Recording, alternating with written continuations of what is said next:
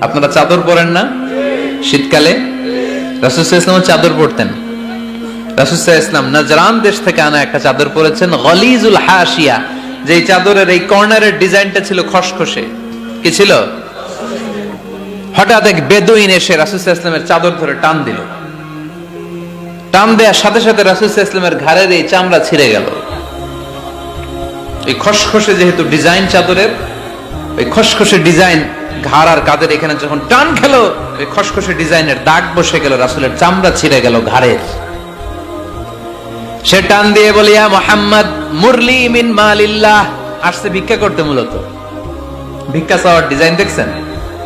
যার কাছে ভিক্ষা চাবে চাদর ধরে টান। এসে বলে, বেদুইন তো, এদের মধ্যে সভ্যতা ছিল না। ইয়া মুহাম্মদ, ও মুহাম্মদ মুরলি মিন মালিল্লাহ, ও মুহাম্মদ আমার খাওয়ার মতো টাকা নাই, তুমি আদেশ করো বাইতুল মাল